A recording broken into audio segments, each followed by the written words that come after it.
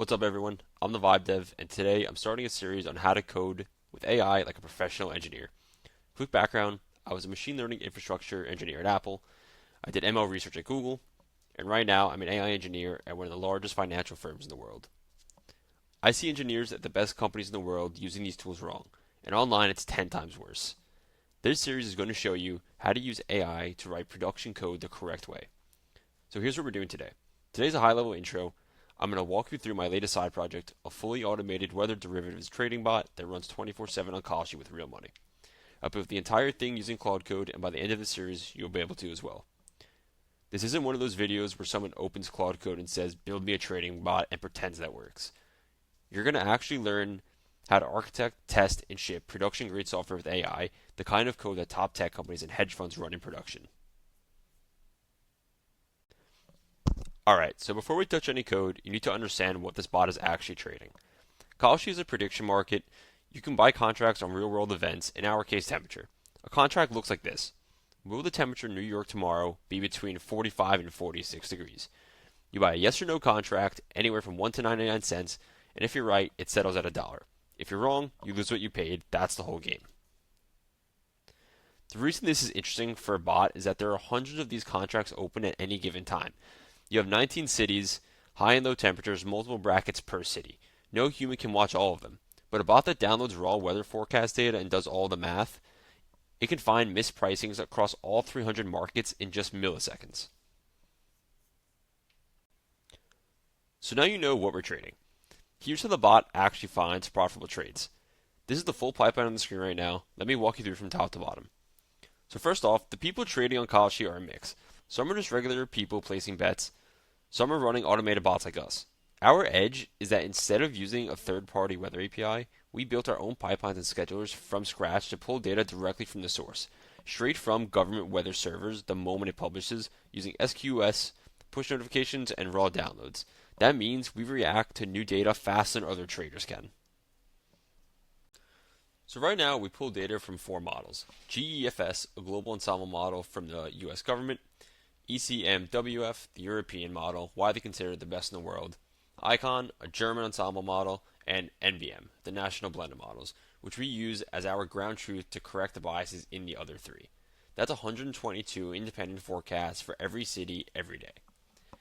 So step 1 is ingestion. The scheduler watches all 4 sources in parallel. The instant any of them publish new data, it downloads the raw forecast files and caches them in memory. It doesn't wait for all 4. It fires immediately with whatever data is the most fresh. Step 2 is forecast blending. It blends all 122 members into a single calibrated probability for each temperature bracket. Fresher models get more weight. Every member is bias corrected using calibration tables we built from historical data. And then it uses a Gaussian CDF, basically a bell curve calculation, to figure out the exact probability that a temperature will land within a given bracket. On top of that, it computes an uncertainty estimate, just basically saying how confident are we in that number. So step 3 is edge detection. It compares our probability to the market price. If our model says 65% and the market says 41 cents, that's edge right there. It subtracts fees and spreads and costs and only takes trades with 10% or more net edge. It does this across all 300 markets every scan. Step 4 is position sizing and execution. The bot uses Kelly criterion, a formula that tells you the optimal amount to bet based on your edge and confidence to size each trade. More confident, bigger position. Less confident, smaller position. It also handles correlated bets across the same city so we don't get overexposed.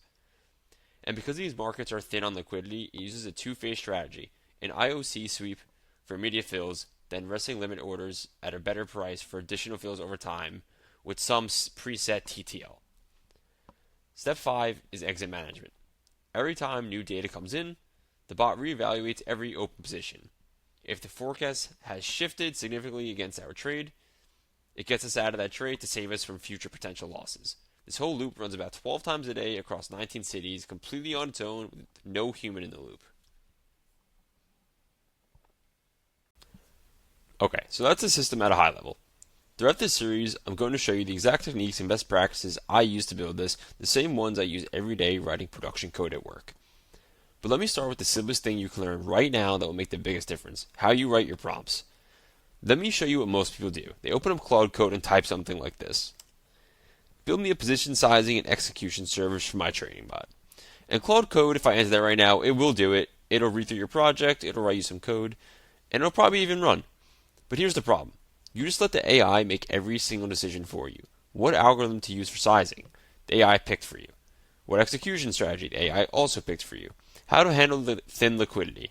The AI guessed. You didn't tell it to research anything. You didn't ask it to consider trade-offs. You didn't give it any specifics about your actual markets or constraints. You just said, build it and hope for the best. And that's how you end up with a code base where you don't understand why any of the things are the way they are. You can't debug it properly, you can't improve it, and you definitely can't explain it in a code review or anything. You're not engineering at that point, you're just generating code and praying for the best. Okay, so now let me show you what a real prompt looks like. Please read my architectural MD files and Python MD files. I have my documents folder, and help me come up with the position sizing and execution service. For the position sizing, please do deep research on the best money management algorithms to use with these types of bets.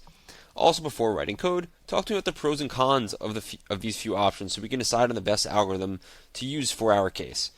In terms of execution, let's come up with a strategy to get contracts for the cheapest price while also taking into account how fast we make those trades so we don't lose our edge.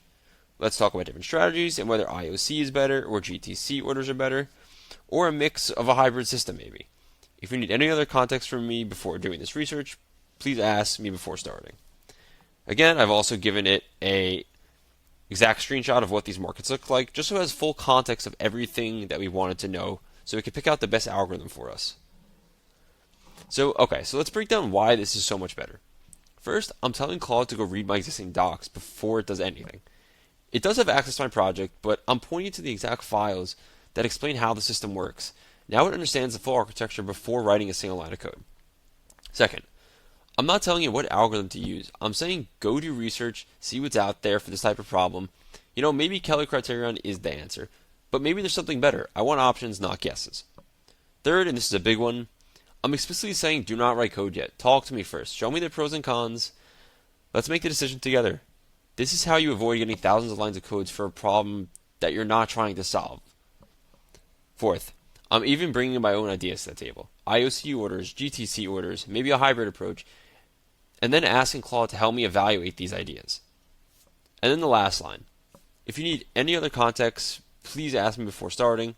That's a secret weapon right there. You're giving Claude permission to stop and ask you questions instead of just guessing and filling in the blanks. Maybe there's some stuff you haven't thought of yet. Now Claude will stop and ask us for the input before moving forward. So the Brad prompt was one sentence, build me a thing. This prompt reads the docs first, does research, and uses the internet, discusses trade-offs between writing any code, frames real constraints, and invites a back and forth conversation. You're treating Claude like a senior engineer you're pair programming with, not a magic box that you throw wishes into.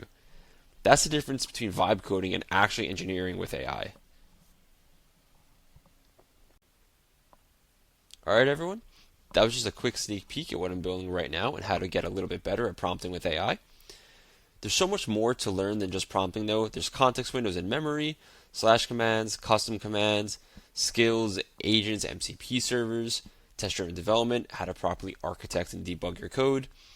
It's just really endless, and there's new tactics coming out every single day. I'm going to be teaching all of these at my website, thevibedev.io. If you enjoyed any of this, feel free to sign up on the website where I'll be posting more free content. I'm also posting here on YouTube and my Twitter/X, which is linked in the bio. Feel free to subscribe, and I'll see you in the next one.